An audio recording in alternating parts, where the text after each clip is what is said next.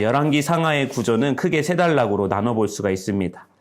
1장부터 11장까지는 통일왕국 시대부터, 또 열왕기상 12장은 왕국의 분열에 대해서 이야기하고 있습니다. 또 열왕기상 12장부터 열왕기하 17장까지는 북왕국의 역사와 멸망에 대해서 이야기하면서 17장이 북이스라엘의 멸망에 대해서 이야기하고 있습니다. 또 열왕기하 25장까지는 남왕국의 역사와 멸망에 대해서 이야기하면서 남유다의 멸망으로 열왕기하 25장이 마무리가 되고 있습니다. 열왕기상 1장부터 11장까지는 솔로몬의 통치 기간에 대해서 기록을 하고 있습니다. 열왕기상 1장 1절에 다윗의 말년에 대한 언급이 시작이 되는데, 다윗 왕이 나이가 많아 늙으니 이불을 덮어도 따뜻하지 아니한지라, 다윗의 노새화와 함께 솔로몬이 즉위하는 과정을 소개하고 있습니다.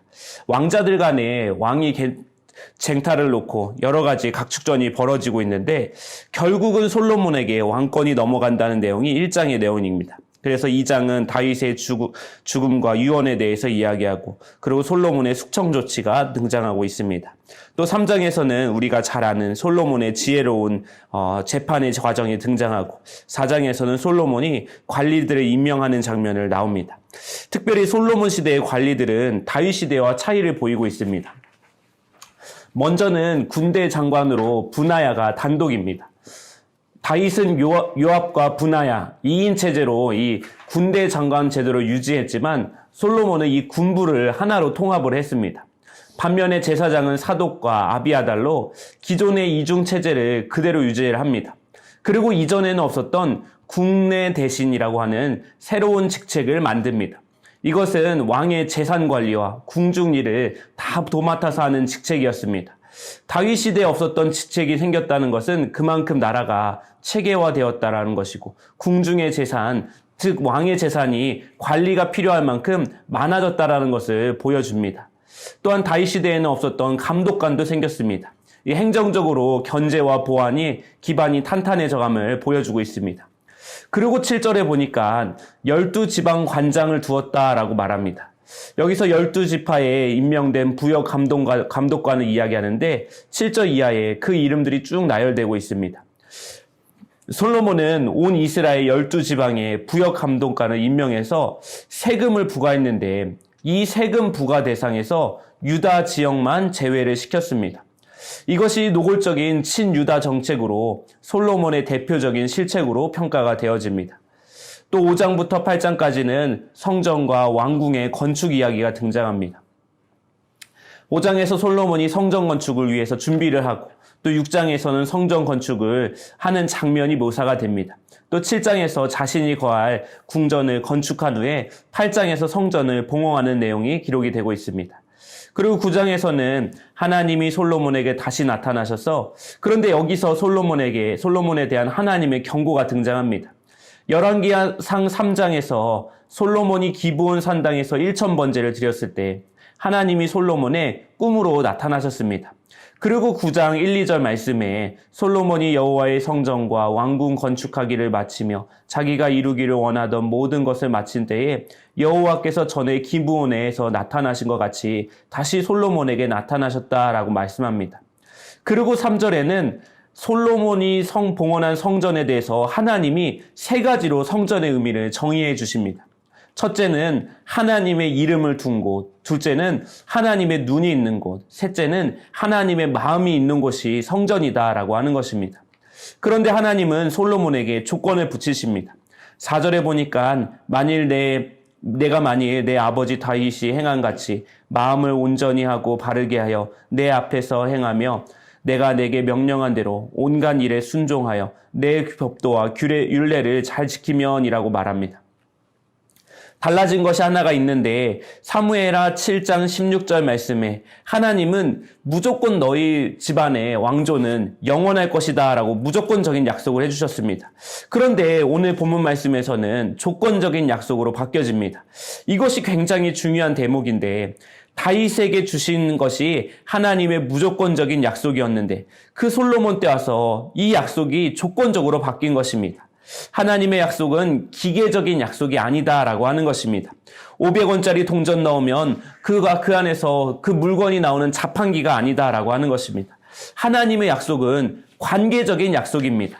그래서 다윗에게 무조건 주신 이 약속도 다윗의 중심이라고 하는 조건을 하나님이 받으시고 주셨던 것이기 때문에 이제 솔로몬도 하나님께 중심을 드려야 한다라는 것을 이야기하고 있다라고 하는 것입니다. 열왕기상 10장에서 11장에 솔로몬의 나머지 업적들, 그리고 무역업과 국제교류와 그리고 솔로몬의 우상숭배에 대해서 이야기를 합니다. 특별히 10장에서 보면 스바 여인이 솔로몬을 방문하는 장면이 묘사가 되고 있는데 7절에 보니까 내가 그 말들을 믿지 아니하였더니 이제 와서 친히 본즉 내게 말한 것은 절반도 못되니 당신의 지혜와 복이 내가 들은 소문보다 더하도다라고 말하면서 솔로몬의 부와 지혜에 대해서 찬양을 해줍니다. 우리는 솔로몬의 지혜가 이제 동방까지 이를 정도로 그 명성이 자자했다라는 것을 이 본문을 통해서 확인해 볼 수가 있습니다. 하지만 11장에는 솔로몬이 우상 숭배를 하는 안타까운 장면이 나옵니다. 그로 인해서 솔로몬을 대적하는 반란들이 곳곳에서 일어나는 사건도 기록이 되고 있습니다. 그래서 하닷, 르손, 신하가 이 솔로몬의 대적이 되었다라고 이야기하고 있습니다. 특별히 11장에 솔로몬의 영화가 추락하는 장면이 나오는데 11장은 지혜로웠던 왕 솔로몬의 죽음으로 끝이 납니다. 아버지 다윗도 사무엘하 11장에서 꺾이고 아들 솔로몬도 열왕기상 11장에서 꺾이게 된다라고 하는 것입니다. 이 두 집안이 11장을 못 넘기는 집안과 같다라고 하는 것입니다. 두 번째 단락에서 열왕기상 12장부터 열왕기하 17장까지인데 특별히 열왕기상 12장은 솔로몬의 아들 르호보암의 실책으로 통일 왕국이 결국은 남왕국과 북왕국으로 완전히 나눠지게 됩니다. 여기에서 솔로몬의 아들 르호보암이 대적했던 이 북왕국의 초대왕 여로보암의 이야기가 나옵니다. 여로보암은 솔로몬을 대적했다가 이집트로 망명한 다음에 다시 귀환해서 북왕국의 지도자가 됩니다. 열왕기상 13장부터 16장까지 계속해서 이스라엘과 유다의 초기 왕들이 나오는데 열왕기상 13장은 유다에서 베델로 온 예언자의 심판 선언과 죽음에 대해서 나오고 14장부터 16장은 이제 유다와 이스라엘 왕을 번갈아 가면서 설명을 하고 있습니다. 우리는 이 가운데서 오므리라고 하는 사람을 주목해 볼 필요가 있습니다. 성경에서 오므리에 대한 언급이 열왕기상 16장 23절부터 28절까지 딱 6절 등장하는데 원래 고된 근동의 자료에는 북왕국을 가리켜서 보통 오므리 왕국이다라고 이야기를 합니다. 이스라엘 주변 국가들이 북왕국을 생각할 때 제일 먼저 떠오른 인물이 누구였느냐? 오므리였다라고 하는 것입니다. 실제로도 뛰어난 왕이었습니다. 우리의 역사를 빗대서 생각하면 오므리 왕은 고구려의 광개토 대왕 정도 되는 그런 급의 인물입니다. 그는 굉장히 치적이 많은 사람이었습니다. 그래서 이방 나라는 북왕국에서 왕다운 왕을 뽑으라고 하면은 제일 먼저 오므리를 떠올렸습니다.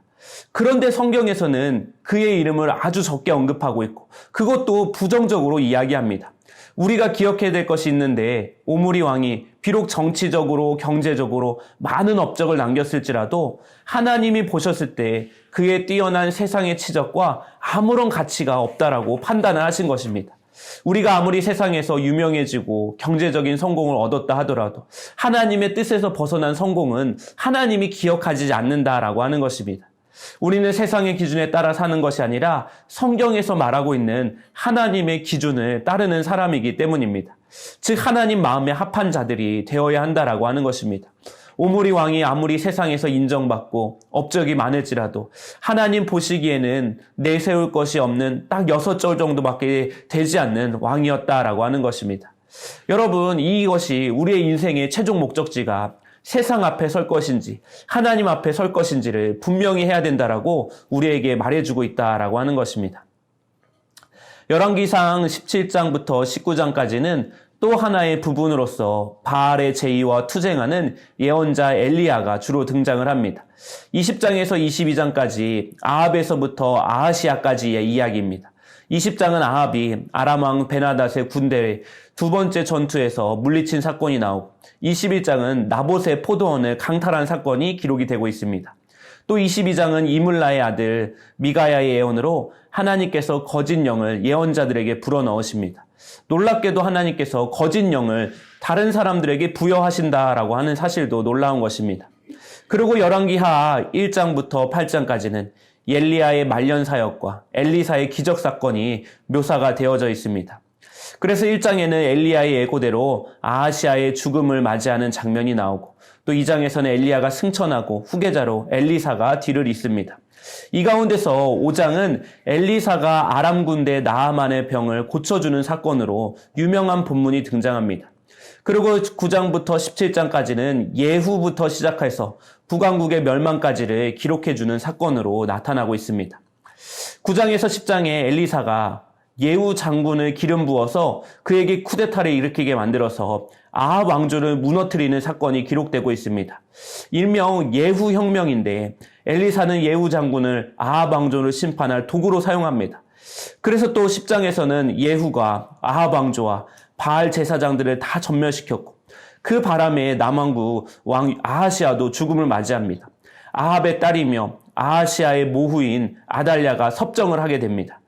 그리고 11장에 이에 대해서 기록을 합니다. 아달랴의 섭정은 6년 동안 지속되었는데 남왕국에서는 다윗의 후손이 나니 아달랴의 통치를 인정할 수가 없었습니다.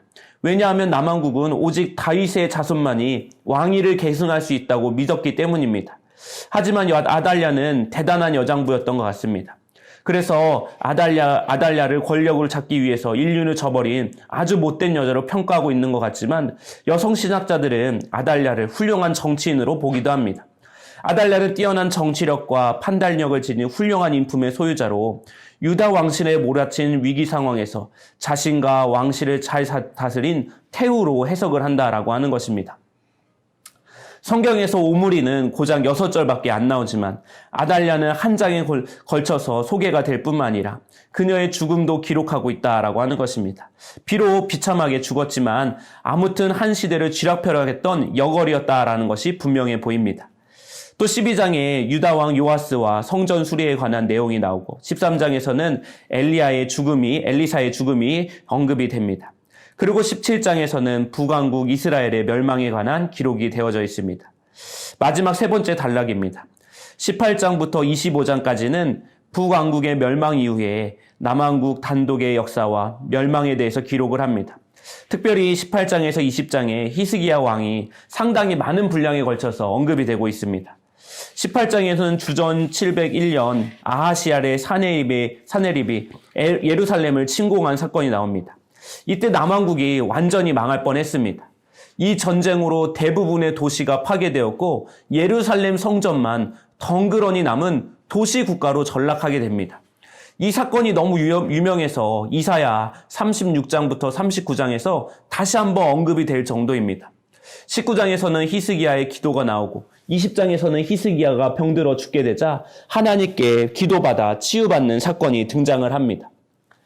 그러고 나서 열왕기하 21장에 히스기야의 아들 므낫세가 나옵니다. 성경은 그를 여호와 보시기에 악하다라고 평가를 합니다. 남왕국이 망한 이유가 므낫셋의 죄 때문이라고 할 정도로 얼마나 악했으면 한 나라의 멸망의 원인으로 꼽히게 될까요? 열왕기하 22장에서는 므낫세의 손자인 요시야가 등장합니다. 이 요시야는 성경에서 므낫세와 아주 상반된 긍정적인 평가를 받는 왕입니다. 요시야 왕이 성전 수리를 하던 중에 율법책을 발견하고, 그리고 23장에서는 요시야가 종교개혁을 일으킵니다. 그리고 24장에서 드디어 남왕국이 멸망하는 과정이 등장을 합니다. 주전 597년에 바벨로니아 1차 침공 때 예루살렘이 완전히 무력화되고, 또 587년에 2차 침공 때에 예루살렘이 완전히 파괴가 됩니다. 1차 침공 때 여호야긴 왕이 바벨론으로 압송이 되고, 이렇게 열왕기서가 마무리가 되고 남왕국의 멸망으로 끝이 난다라고 하는 것입니다. 특별히 열왕기서의 주요 본문들을 몇 군데 살펴보도록 하겠습니다. 열왕기상 3장에 솔로몬의 일천번제와 듣는 마음의 간구, 왕권의 조건적인 인정이라고 되어져 있습니다. 3장에 보니까 솔로몬이 기브온 산당에서 제사를 드립니다. 이 기브온 산당은 그 당시에 굉장히 유명한 장소로 보여집니다. 산당이라고 하는 것은 약한 높은 곳을 가리키는데, 이곳은 단을 쌓는 곳, 즉 종교적인 희생 제물을 드리는 곳이었습니다. 보통은 가나안 사람들이 제사를 드리던 장소였는데 이곳을 이스라엘 사람들이 같이 사용을 했다라고 하는 것입니다. 그러니까 예루살렘 성전이 지어지기 전의 일이기 때문에 이것은 무조건 나쁘다라고 이야기할 수는 없습니다. 그러나 열왕기서의 저자는 다소 부정적인 언급을 합니다. 솔로몬이 여호와를 사랑하고 그의 아버지 다윗의 법들을 행하였으나 산당에서 제사를 하며 분향하였더라라고 말합니다. 이 산당에서 제사하다라고 할 때 중간에 삽입된 접속사 라크는 무엇을 제외하고 그러나라고 이야기할 수가 있습니다. 따라서 솔로몬이 하나님을 사랑하고 다윗의 법들을 행한 것은 좋지만 산당에서 제사하며 분향한 것만큼은 약간 거리끼는 일이었다라는 것을 암시하고 있습니다. 아무튼 솔로몬이 산당에서 1000번제를 드립니다. 이 1000번제가 1000일 동안 매일 드리는 것이라고 생각을 하는데 1000일 동안 매일 드리는 것이 아니라 1000마리를 한 번에 드리는 것을 의미합니다. 그래서 5절 말씀에 보니까 기브온에서 밤에 여호와께서 솔로몬의 꿈에 나타나시니라. 하나님이 이르시되 내가 내게 무엇을 줄고 너는 구하라 라고 말씀하십니다. 하나님이 소원을 물으셨습니다. 여기서 질문의 의도는 너는 어떤 왕이 되기를 원하느냐, 어떤 왕도를 원하는지를 묻고 있는 것입니다. 그러니까 솔로몬이 하나님께 구할 때 나의 개인적인 부귀영화를 구할지 아니면 백성의 정의를 구하는 것을 구할지 선택에 놓여져 있다라고 하는 것입니다. 솔로몬은 하나님 마음에 합한 선택을 합니다.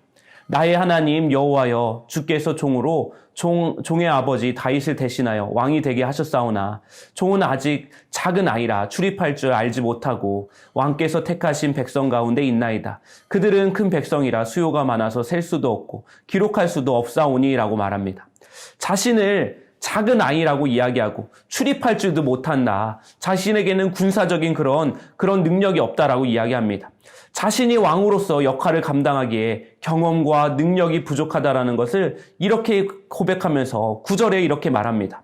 누가 주의 이 많은 백성을 재판할 수 있사오리까? 듣는 마음을 종에게 주사 주의 백성을 재판하여 선악을 분별하게 하옵소서.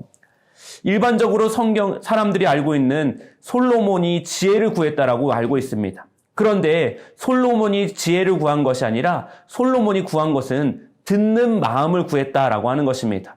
이것을 개역 한글 성경 번역에서는 지혜로운 마음이라고 예전에 그렇게 번역을 했기 때문에 솔로몬이 지혜를 구했다라고 우리가 알고 있는 것입니다.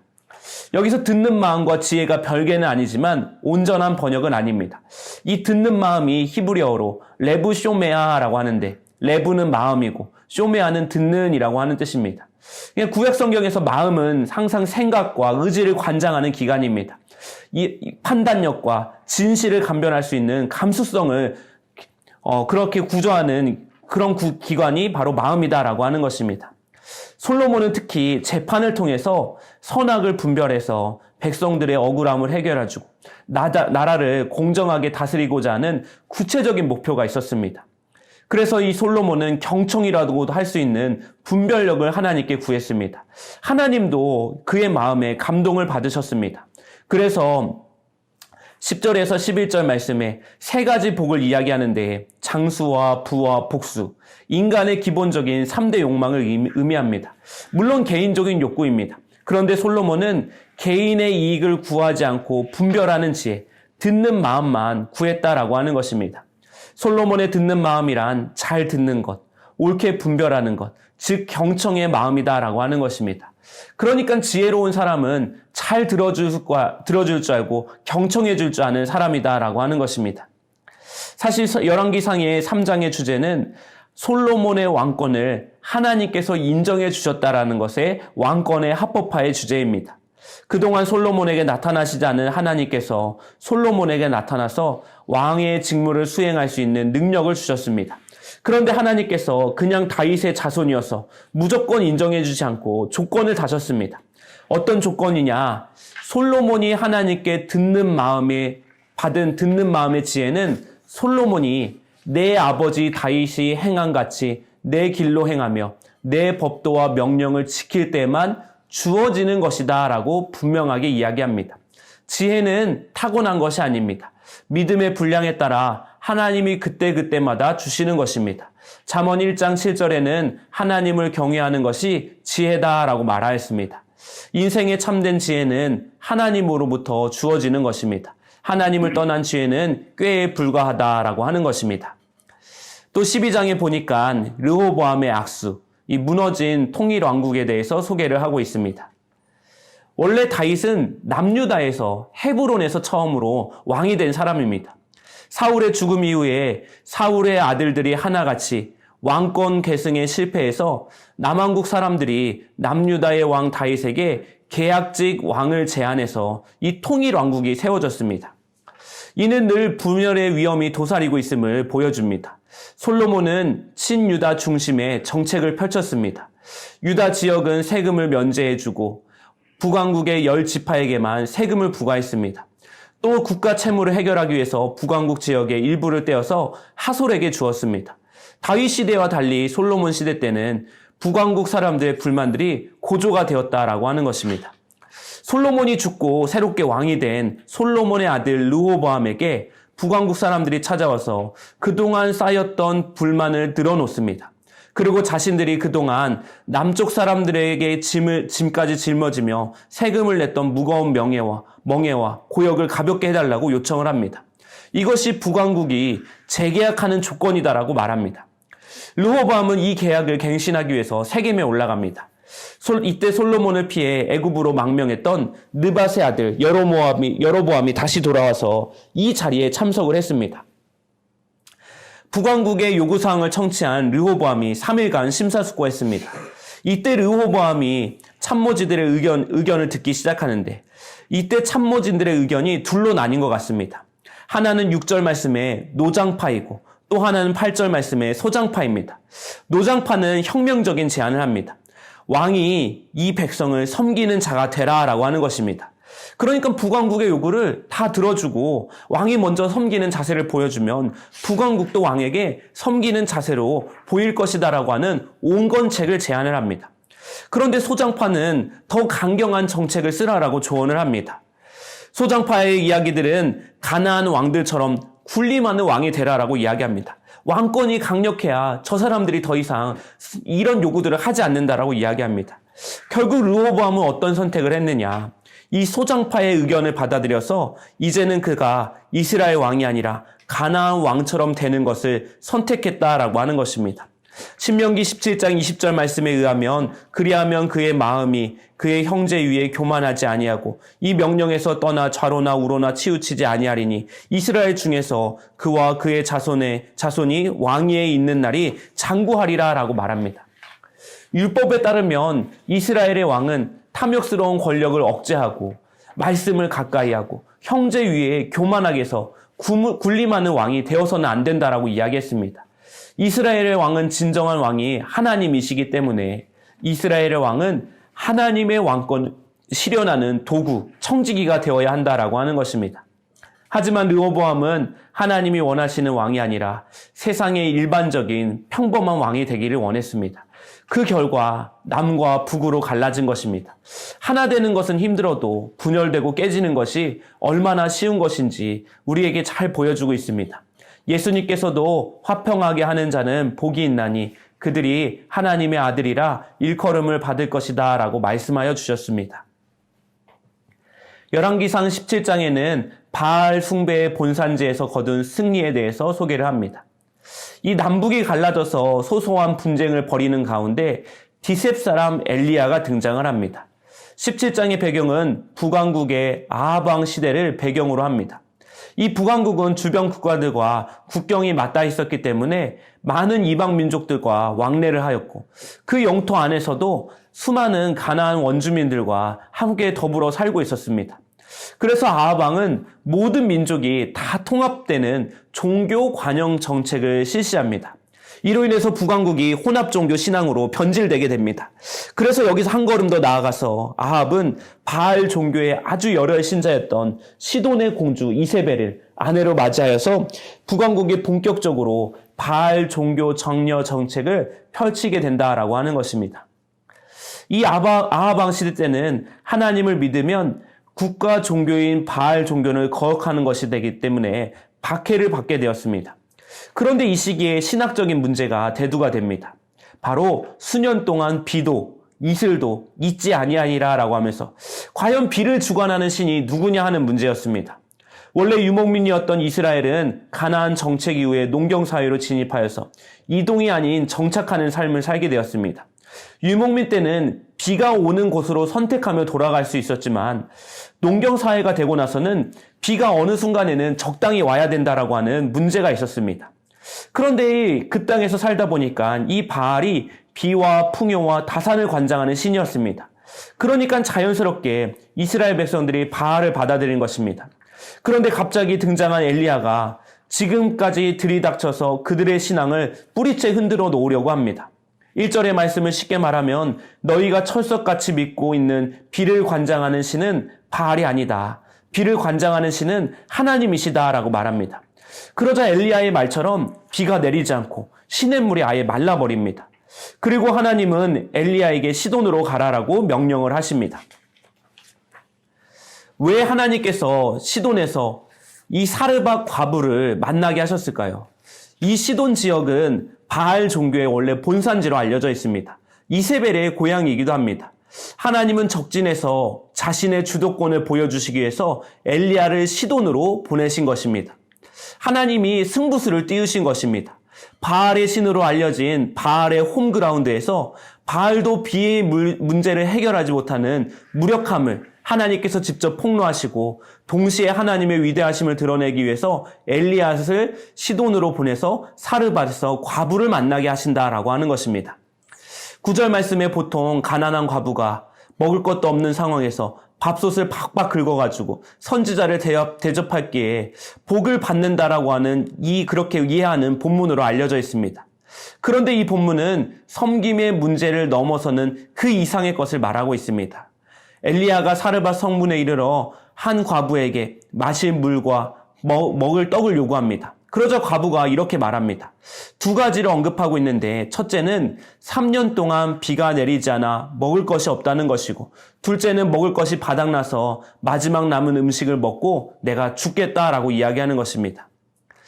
사르밧 과부의 철저한 탄식이고 이제는 더 이상 살고 싶지 않을 정도다라고 이야기하는 것입니다. 실제로 사르밧 과부의 아들이 병들어서 죽게 됩니다. 아마 영양실조로 죽은 것으로 추정이 됩니다. 그런데 17절 이하에서 엘리야가 이 죽은 아들을 살려주게 됩니다. 죽은 자가 살아나 이 기적에 초점을 맞출 수 있으나 이 본문의 초점은 어디에 있느냐? 이 본문의 흐름에 따르면 누가 하나님이시냐? 누가 참된 신이냐라고 묻고 있는 것입니다.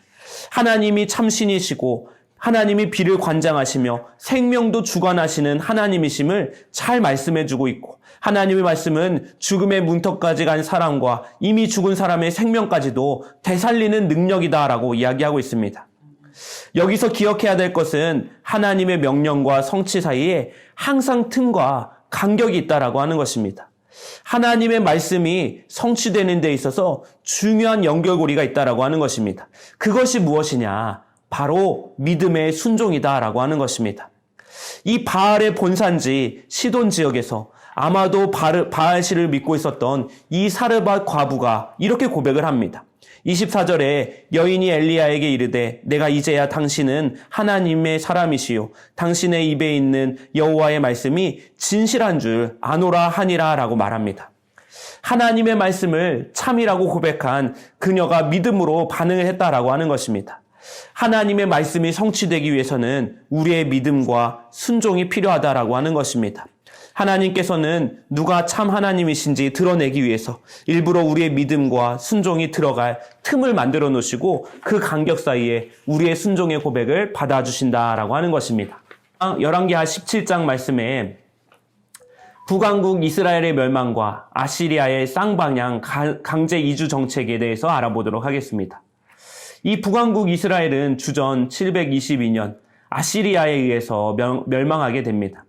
이 아시리아의 식민 정책은 쌍방향 강제 이주 정책입니다. 그러니까 아시리아가 사마리아를 점령하고 이스라엘 사람들을 사로잡아서 할라와 하볼, 메대 사람의 여러 고을로 끌고 갔습니다. 그래서 그들은 자신이 점령하고 있는 여러 나라에 주로 사마리아의 상류층을 잡아나가 흩어놓았습니다. 또 24절에 보니까 이제는 역으로 아시리아 왕이 각 나라 사람들을 사마리아로 강제 이주를 시킵니다. 그래서 사마리아 사람들과 이방 나라 사람들이 서로 섞여서 살게 되는 그런 정책을 펼치게 되는 것입니다. 이렇게 점점 혼혈 민족이 되어가면서 언어와 종교와 문화 등에서 자신들의 정체성을 잃어버리게 될 것이다라고 생각을 한 것입니다. 그래서 티그리스 강 쪽에 있는 니느웨의 수도인 아시리아는 세계 최초의 대제국을 이루게 되었습니다. 지금의 이라크 지역입니다. 이들의 고민은 많은 나라를 우리가 식민지로 삼았는데 어떻게 하나로 통합할 수 있을까? 이들은 식민지의 독립운동들을 두려워했습니다. 그래서 쌍방향 강제 이주 정책을 펼쳤다라고 하는 것입니다. 이때부터 사마리아가 비극의 시작이 되어지고 여러 사람의 피가 섞이고 종교도 혼합되어서 나중에는 사마리아 종교가 따로 생겨날 정도였습니다. 그래서 유대인들이 사마리아인들을 향해서 개라고 취급하면서 경멸을 하게 되었고, 신약 성경에 나오는 선한 사마리아인의 비율은 우리로 따지면 조선 노동당 총비서 김정은 같은 사람이 그런 선한 일을 행했다라고 하는 것과 동일한 비유였다라고 하는 것입니다.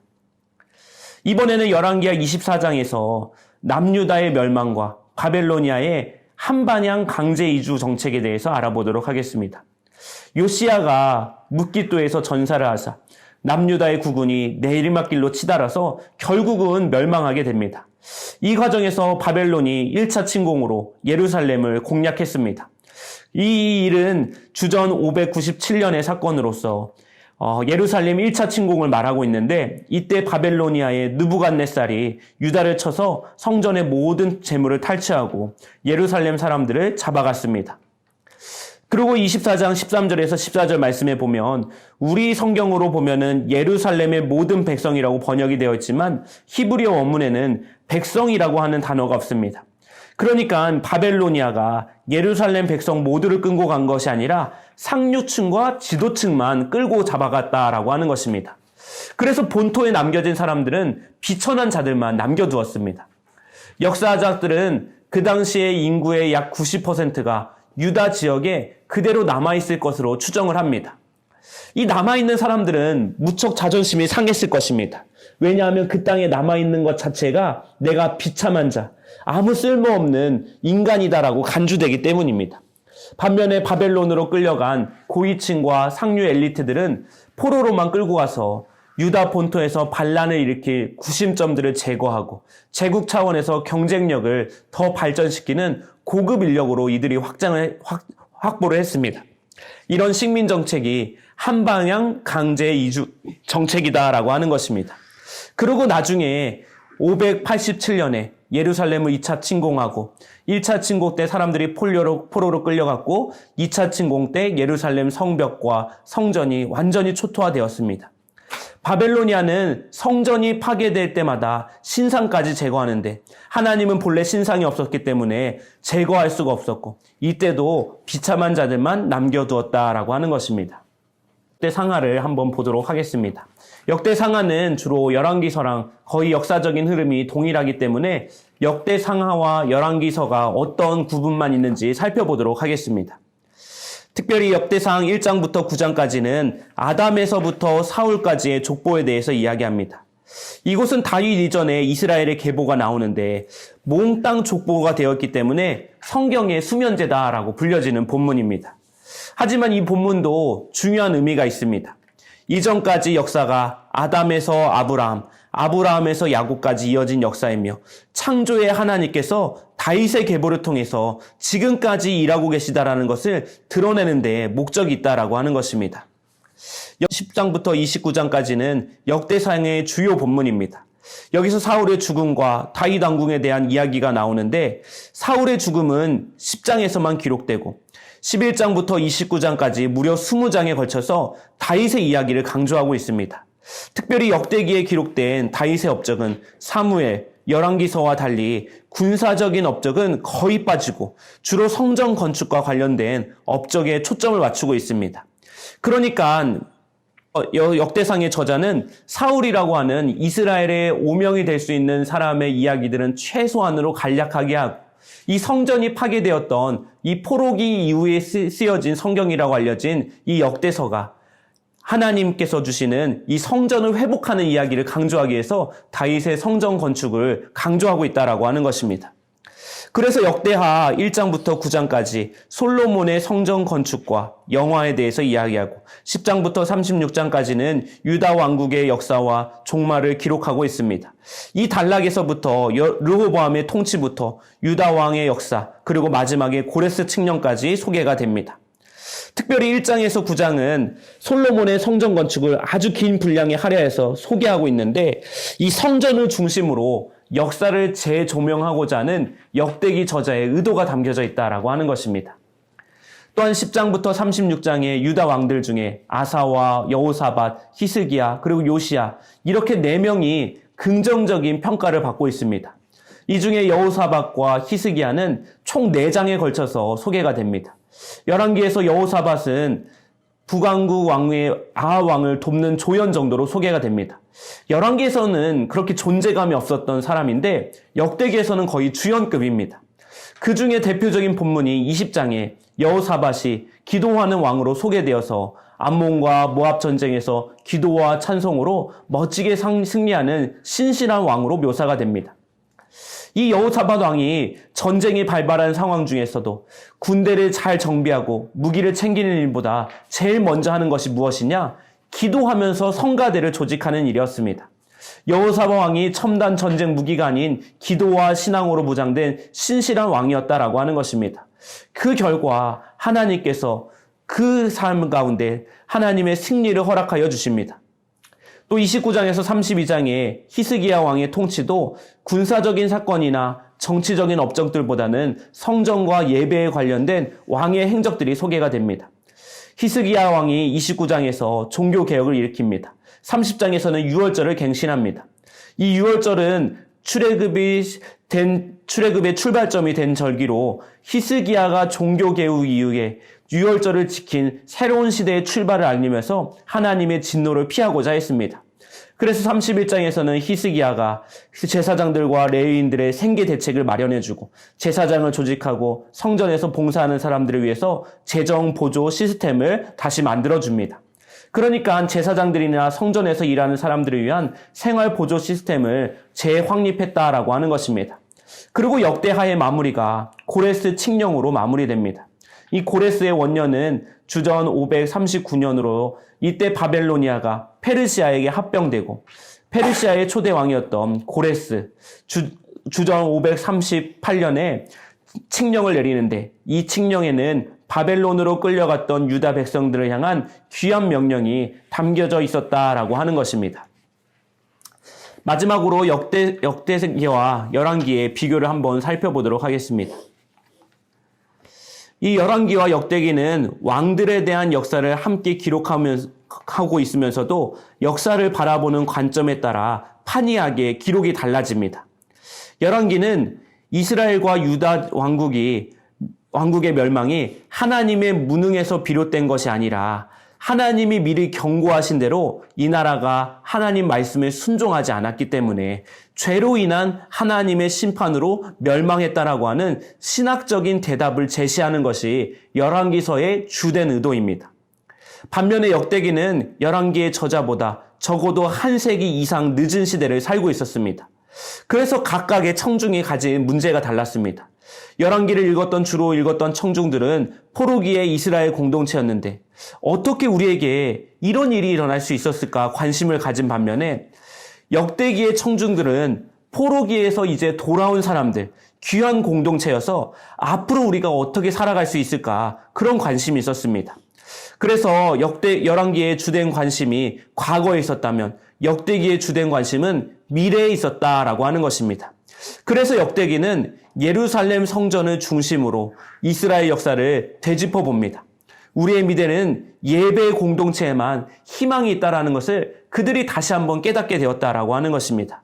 그래서 예루살렘 성전을 건축함에 있어서 주축이 된 두 사람, 즉 다윗과 솔로몬의 성전 건축 준비와 성전 건축에 초점을 맞추면서 많은 분량을 할애하고 있는 것입니다.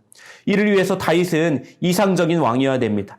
그래서 다윗과 사울 사이에 생긴 갈등 문제, 밧세바 사건, 가족 간의 불화, 아들 압살롬과 신하 세바의 반역 사건들은 의도적으로 생략되거나 의도적으로 그 해석이 달라지는 것을 볼 수가 있다라고 하는 것입니다. 이것을 통해서 열왕기와 역대기가 이런 차이를 두고 기록이 됐다라는 것을 알고 계시면 좋으실 것 같습니다.